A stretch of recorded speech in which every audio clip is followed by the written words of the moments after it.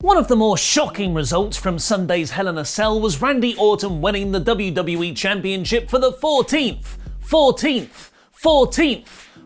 I'm not going to do them all, time, ending Drew McIntyre's reign that began at WrestleMania. A result that won me back my prestigious championship. Thank you, Viper Man. But this decision hasn't gone down great with the WWE locker room. After being booked incredibly strongly all year, Orton was twice beaten clean in the ring by McIntyre in the last 2 months, losing to Drew at both SummerSlam and Clash of Champions, while also losing to Keith Lee in the middle at Payback. Fightful Select is reporting this has made wrestlers backstage question WWE's booking choices. Earlier this year, Orton was praised for being on a career-best run, since turning heel on Edge the night after the Royal Rumble and then being booked strongly until August. But since SummerSlam, he's done nothing but lose, which makes his title victory now lack momentum. Dave Meltzer on Wrestling Observer Radio is reporting he won it to set up a third Orton vs Edge match at WrestleMania for the belt. But while Drew vs Orton was arguably the least best of the 3 Hell in a Cell matches on Sunday, the other 2 were absolute classics, and it's now been revealed by PW Insider which producers worked on those bouts. The WWE Championship match between Orton and Drew was headed up by Joseph Parks, the former Abyss in TNA, aka AJ Styles' amazing stats man, while Roman Reigns vs Jey Uso was produced by Michael P.S. Hayes, with sprinkles of Paul Heyman input most likely, and Bayley vs Sasha Banks was laid out by Tyson Kidd and Pat Buck. Hell in a Cell this past Sunday, Halloween this Saturday. It's only fitting we now discuss the curse that's haunted WWE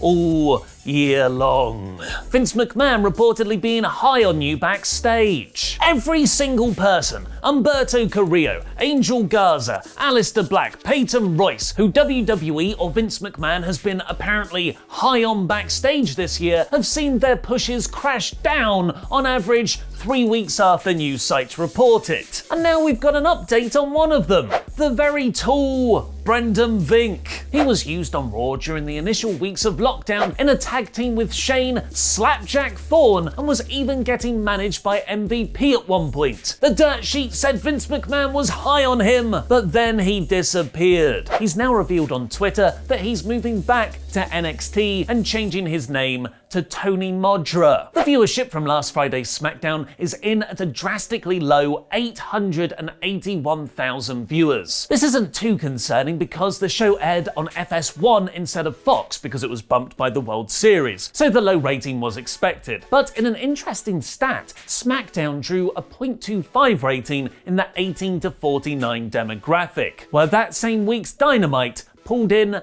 0.3, meaning AEW technically outdrew WWE's biggest show. It is a one-off circumstance though, and SmackDown is expected to return to around 2 million viewers on Fox this week. But now it's time to review the other brand, Monday Night Raw, in about 5 minutes.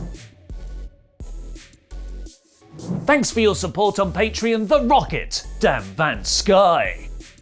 I can't wait to see the fallout from all my favourite matches of the year that happened at Hell in a Cell, like Roman Reigns versus Jey Uso and Sasha Banks versus... oh crap. Drew McIntyre opened the show appearing totally fine after his 30-minute Hell in a Cell match the previous night, but he did say it hurt a bit, because that's what they always tell you, isn't it? Tell, don't show. Drew promised to be WWE champion once again, so new Money in the Bank briefcase holder Miz interrupted to point out he successfully cashed in on Randy Orton a decade ago. Showing what a threat that is, McIntyre knocked both him and John Morrison out with 1 punch each, and then squashed them in a match later on in front of Matthew McConaughey. It's begun, folks. The commentary team are now promoting Survivor Series as that one night a year when Raw and SmackDown stars go head to head. 2 weeks after, SmackDown was main evented by its champion Roman Reigns against Raw's Braun Strowman. It did give this episode's matches some meaning though, with many of them qualifiers to join Team Raw, spots that were almost entirely fought over by guys who were on SmackDown just 2 weeks previously. Brand loyalty and bragging rights is such a lazy booking crutch around this time of year. There needs to be something in it for the winning Survivor Series team. AJ Styles advanced first, beating Jeff Hardy by using the power of that huge man at ringside. That huge man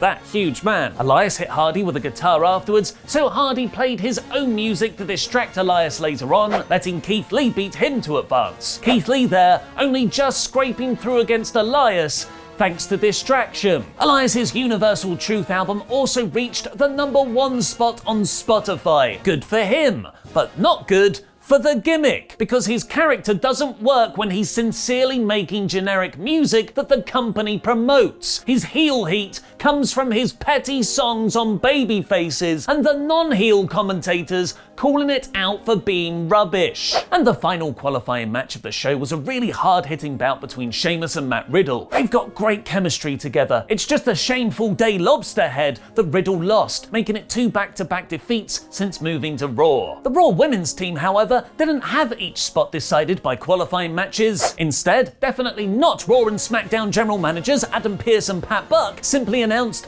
Nia Jax, Shayna Baszler, Dana Brooke and Mandy Rose for the team, with the final member decided between Lana, Lacey Evans, Peyton Royce and Nikki Cross in a 4-way. Cross was by far the best, which means she took the pin from Lana. It's all pretty lame, but full credit to Nia, who's created such a good heel character. She seems to be feuding with everyone, including her own tag partner. She bickered about who was the Team Raw leader, she potentially started a relationship with Angel Garza backstage, and, of course, she put Lana through a table. The 24/7 title division got a tag match with Drew Gulak and Akira Tozawa teaming together to take on Lucha House Party, which fell apart when they all tried to roll up R-Truth. Comedy! Although I did get a kick out of Tom Phillips announcing, "The champ is here," when Truth made his entrance. After announcing Bobby Lashley will take on Sami Zayn at Survivor Series, reprising their all-time great Bobby's Beautiful Sisters feud, the Hurt Business took on the Biker Mice from Farts in an 8-man tag, whom they beat clean in the exact same match last week, now with eliminations, so every member can be pinned. But the Biker Mice had a secret plan of Mia Yim having a fit in the ring, distracting MVP long enough to get rolled up, which sucked. Lashley and T-Bar then fought into the stands for a double countout. Mace was pinned, so Ali got himself a DQ elimination by hitting Cedric Alexander with a chair while outnumbered, and then ran away, cutting a promo later on that he will shut down the Hurt Business.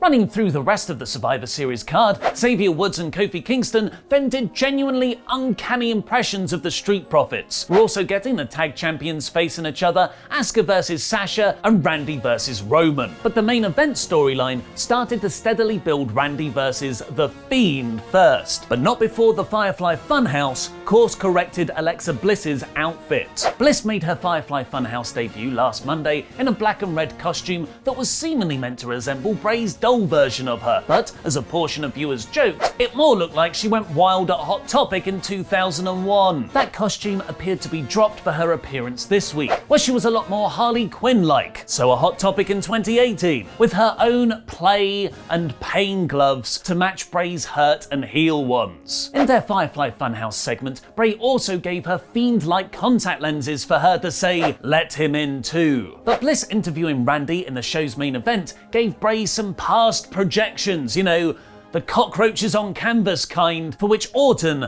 was fully prepared. Randy was terrific here, being very skeptical of Bliss and seeing it all as just a Fiend trap, but it was also a Drew McIntyre trap. Drew Trap and Trier, who came down to brawl, the lights cut out, leaving McIntyre in the ring, Randy on the ramp, and The Fiend standing behind him. Orton was trapped between two very bad choices, but brilliantly, he never looked over his shoulder. He could make the argument he never saw The Fiend, or perhaps there's a more psychological fuel, that The Fiend is powered by someone's fear, so Orton not giving him that rendered Wyatt ineffective. But ultimately, Orton showed us, didn't tell us, his true thoughts, because he chose to brawl with McIntyre over The Fiend, showing how scared he truly is. What did you think of Raw? Let me know in the comments down below. I really like the Fiend and Orton build, and at least the Survivor Series matches had stakes, but the brand loyalty motivation is incredibly lazy, and the Retribution booking is profoundly disappointing. This week's Raw